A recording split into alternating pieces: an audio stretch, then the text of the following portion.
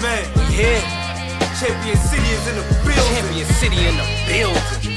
Sometimes I sit and wonder how I got here, man. How'd I get here? I was the one that wasn't supposed to make it. Supposed to die a year when in. they felt pity for that adopted kid, man. Now I'm at the top of the world. Top of the world. They thought I'd die in prisons. I'm still here. Killed on the streets, man. I'm still here. You know what I'm saying? That's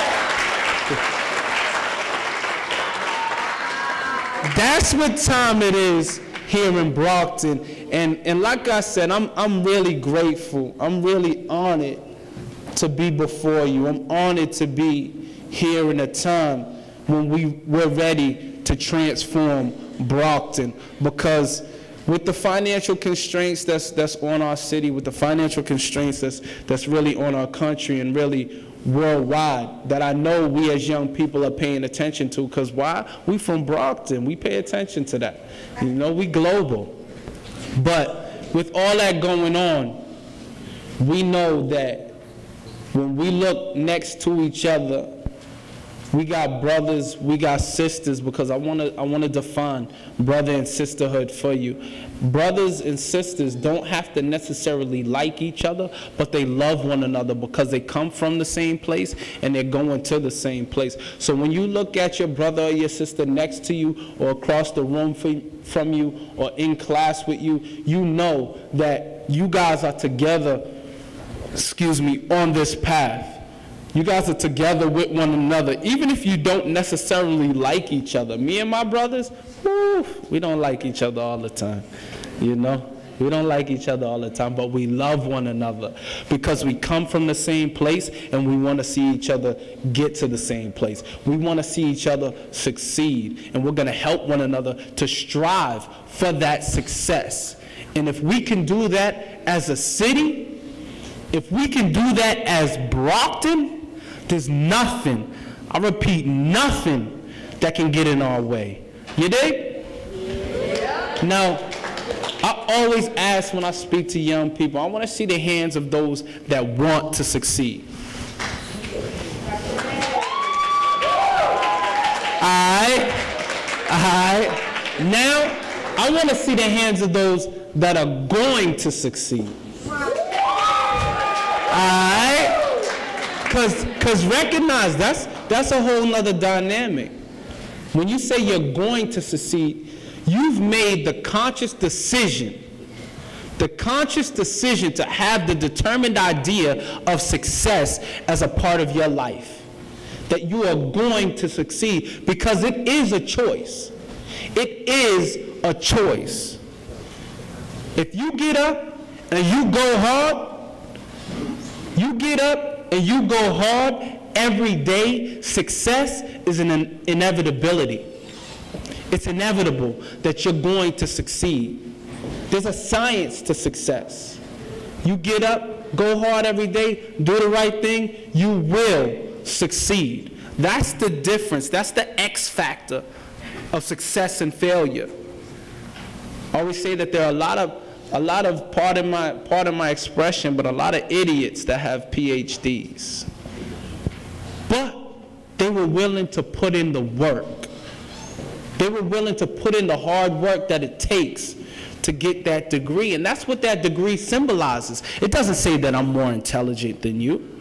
It says that I was willing to put in the work every single day to reach my goal. So whatever goal you have, know that it can be reached. And if every single one of us as individuals take it upon ourselves to commit ourselves to success, I'm sitting in front of a room of successful people with resources from other successful people. And hopefully, when I reach my goal and you reach your goal, we formulate a whole new Brockton. Because the old Brockton's gone. Those that are looking for the old Brockton, I'm sorry to tell you, it's gone. We're not going to revitalize and bring back a new old Brockton. No, there's going to be a new Brockton. And y'all right now are the leaders of that. You guys are the leaders of that movement. So like I said, I'm humbled to be before you. So I want to leave you like I leave just about all my presentations. I have a request from all of you. When as I changed my life, because I used to run in the streets. I did some prison time, and I was heading in a negative direction. And when I changed my life, I was on my way to Minneapolis, Minnesota, and it was snowing out. And people might say, you was only going to Minneapolis, Minnesota, but it was a significant trip for me.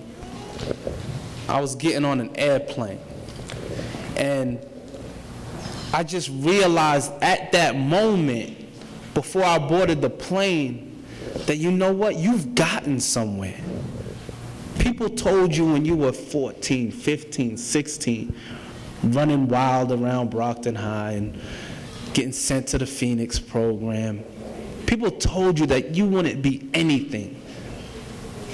You wouldn't be anything. You're going to be locked up for the rest of your life, or you'll be dead before 21.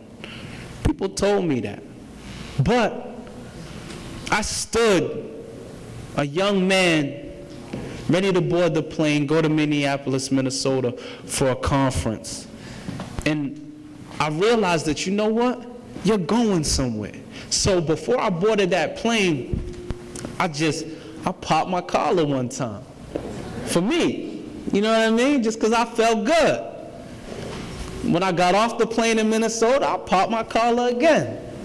So when I was headed back to Massachusetts, pop my collar again before I got on the plane. And every time I get on a plane now, I pop my collar. And when I speak to young people, I ask you, when you get on a plane to go to wherever you're going to, because I know y'all are going far, each and every one of you, no matter what anybody else says. When y'all get on that plane, I want you to pop your collar twice. I want you to pop your collar one time for yourself and then one time for me. I popped my collar twice now because I was speaking in front of some young people, and they said, listen, how come you don't pop your collar for us?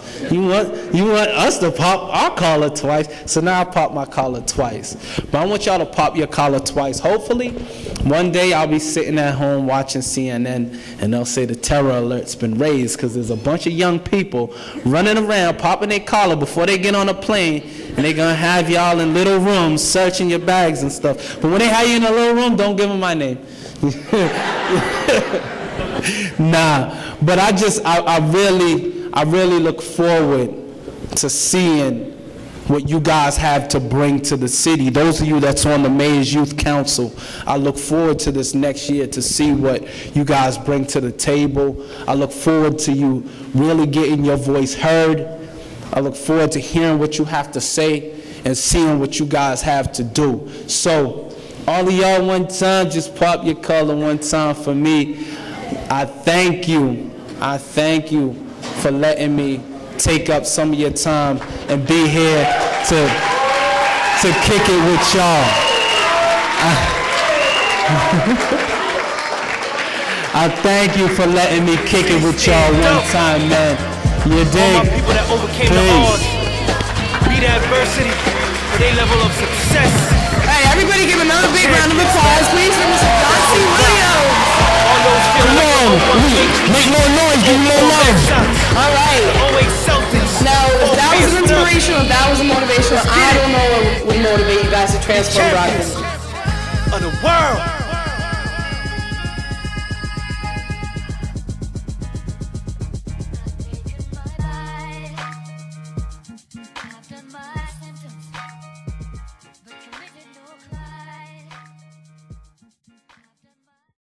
Now it's time to add to your resume. Champion, how does that sound? Anything's possible!